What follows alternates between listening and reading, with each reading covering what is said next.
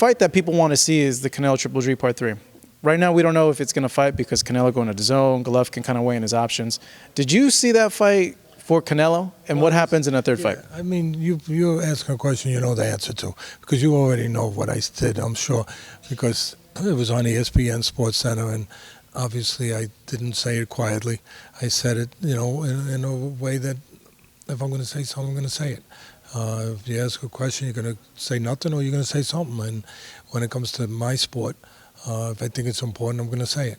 And I did. I thought that, and I'm not going to shy away from it now because it's afterwards and people are more comfortable with the Canelo win now and everything else. I thought that it was a bad decision. I thought that Golovkin won. I give all the credit in the world to Canelo. He went to the body. He was aggressive a lot of times, but it wasn't always effective. And since when did people stop counting jabs? I mean, body work, yeah, I'm glad they counted her. But you forgot about jabs? Golovkin landed jabs, and he used the jab to control range. This stupid thing they call ring generalship, which I don't know what the hell they mean by it because, unfortunately, the judges don't know what they mean by it either. But I'd like someone to ask the judge, what do you mean by ring generalship? Somebody might turn around and say, General Eisenhower. I think you're going to get three different answers, three completely different. I don't know what you would get, but all I know is if there is such a thing as ring generalship, Golovkin used the jab to show that by keeping him on the outside, by making him work his way in, by making him pay a price to get in, and controlling range, controlling distance. So anyway, I thought Golovkin won. Was it the drill in Manila? People in this sport they make me laugh.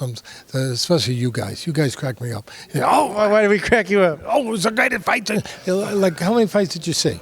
How many fights have you guys seen? Yeah, maybe you should get out more. No, I don't think it was the greatest fight in the world. Not to that. You just go, it was the greatest. Like, really? I mean, it was a good fight, but it wasn't the greatest fight. Why? Because you were there? Because you guys happen to be able to get ringside passes to be there? So you have to label it as the greatest? It wasn't a thrill in Manila. It was a good fight. It was a good fight. It was a good fight, but it wasn't, yeah. I get what you're saying. Yeah, and that speaks to the sport a little bit, that we've gotten to the place where there's not enough of the best fighting the best, of really good, solid fights. So we over-accentuate when we get a decent fight. We overreact to it a little bit. But, I got to get going. Right. And, who wins the third fight then, quickly, if they do fight? Oh, man, Canelo. The other guy's getting older by the minute. As we talk, he just got older. Teddy, I love you, man. It was great chatting with you. Thank you so much. Really appreciate it. Here with Teddy Atlas. This is Marcos Villegas in Oxnard, California for Fight Up TV.